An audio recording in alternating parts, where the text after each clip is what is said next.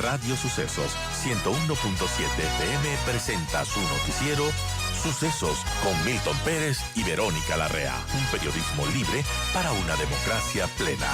Los hechos y las opiniones de los sucesos que marcan nuestro tiempo.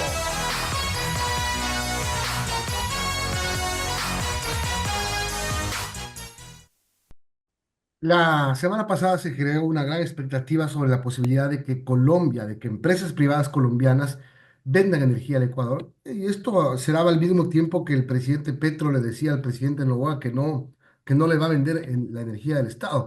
Alejandro Castañeda, presidente ejecutivo de ANDEG, la Asociación Nacional de Empresas Generadoras de Colombia, está con nosotros. Alejandro, gracias por acompañarnos. ¿Cuán real puede ser o cuán, digamos, camino a puerto seguro puede ser la posibilidad de que Colombia nos venda, de que generadoras privadas nos vendan energía eléctrica? Buen día. Listo, buenos días para ustedes y para los estudiantes. Pues mire, la verdad es que la situación nuestra no es sencilla tampoco. También tenemos una situación compleja desde el punto de vista de hidrología. No nos está lloviendo lo que esperábamos. Nosotros también tuvimos un fenómeno del Niño el año pasado y principios de este año, lo cual nos llevó a tener el nivel más bajo de nuestros embalses en el mes de abril con un 28%. Luego, digamos que volvieron unas lluvias relativamente buenas entre el mes de mayo y el mes de julio, pero lamentablemente en los últimos 3 meses esto se nos volvió a secar. Estamos teniendo lluvias más o menos del orden de un 50-55% frente al promedio histórico. Eso pasó en los meses de septiembre, agosto, septiembre y octubre.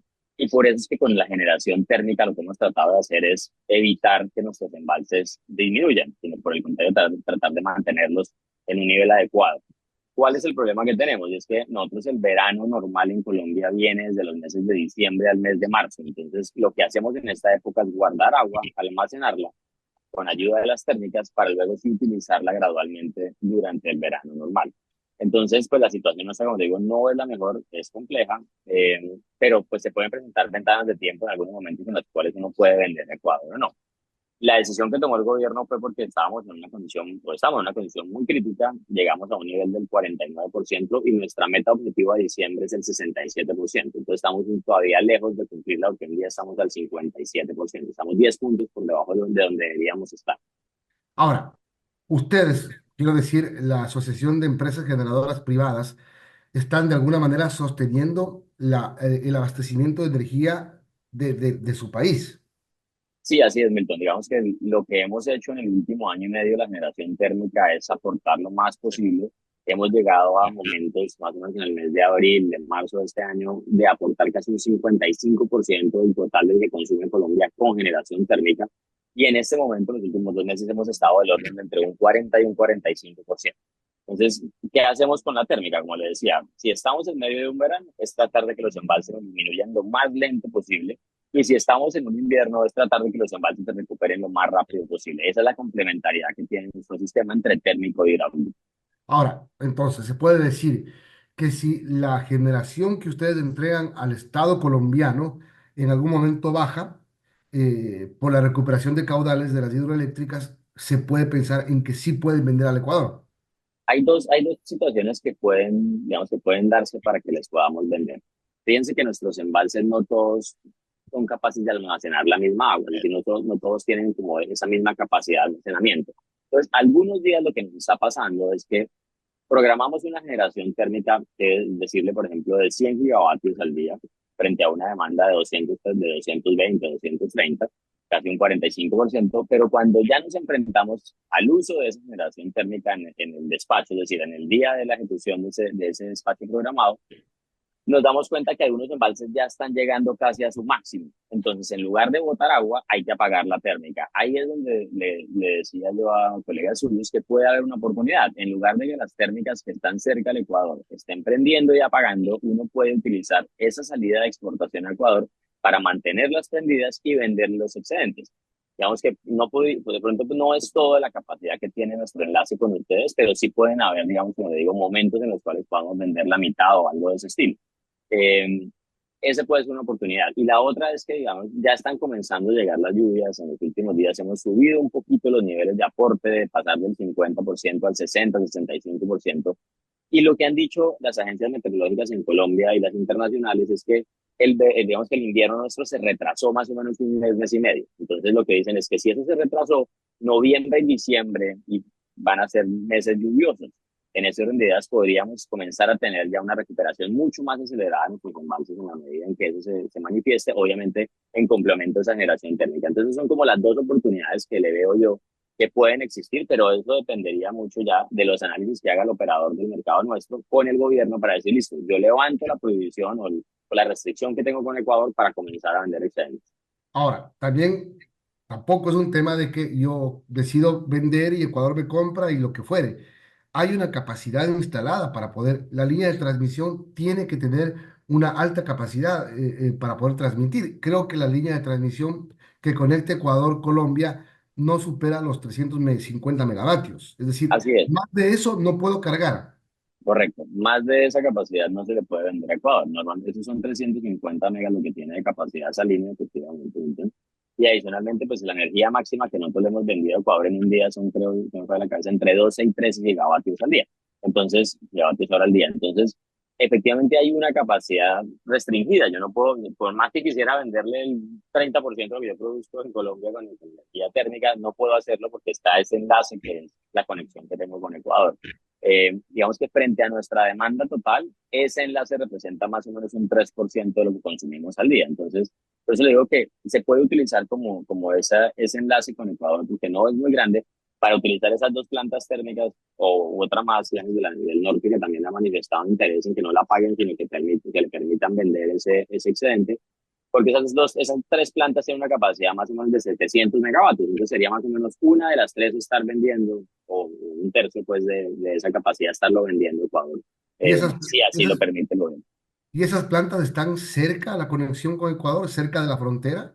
Dos de ellas sí, que son Termovalle y Termoncali, son como las más cercanas, están en el suroccidente del país, de Colombia. Eh, la otra está en el norte, pero como nuestro sistema es un único sistema interconectado, entonces no importa desde dónde tú la generes, sino que simplemente se carga la energía en el sistema y ese sistema es el que le exporta a Ecuador. Son las 8 de la mañana con 14 12 minutos. Estamos hablando minutos. con Alejandro Castañeda, él es el presidente ejecutivo de ANDEC, la Asociación de Generadores Eléctricos de Colombia. Alejandro, buenos días, le saluda Verónica Larrea. Y bueno, quiero preguntarle, además del tema de las lluvias, que obviamente dependemos de las lluvias para que pueda vender Colombia al Ecuador, también entiendo que para que esa transacción se complete falta una regulación del lado colombiano y allí dependemos mucho de la voluntad política bueno, de Colombia. Hay un tema que es importante, claro. Nosotros tenemos una relación comercial con Ecuador de hace casi unos 20 años. Eh, la relación que tenemos entre Colombia y Ecuador es una relación que se da a través de los sistemas. ¿Qué significa eso? Eh, cuando es una relación sistema-sistema, cuando mi precio pues en Colombia es más bajo que el que tiene Ecuador, yo le exporto a Ecuador, le vendo a Ecuador. Y viceversa, cuando mi precio en Colombia es más alto, Ecuador nos vende a nosotros a través de esa capacidad que tiene ese enlace. Entonces, como te digo, es una relación sistema-sistema. Esa relación se estableció más o menos unos 20 años y fue a través de un acuerdo de la Comunidad Andina de Naciones, pero adicionalmente con un desarrollo regulatorio que tiene Ecuador y un desarrollo regulatorio que tiene Colombia. Entonces, hoy en día, ¿cómo lo vendemos? A través de ese mecanismo. El gobierno hace 2 meses dijo, suspende las exportaciones de Ecuador hasta tanto yo no tenga certeza y claridad de que es lo que, digamos, de que estoy en una mejor condición de la que estaba hace 2 meses. Eh, Vender, digamos que bilateralmente, es donde yo veo que es complicada la situación. Yo sé que Ecuador ya tomó la decisión o la posibilidad, pues a través de una normatividad, de decir, yo le permitiría a los agentes, a las empresas mías, ir a Colombia a tratar de conseguir contratos de largo plazo.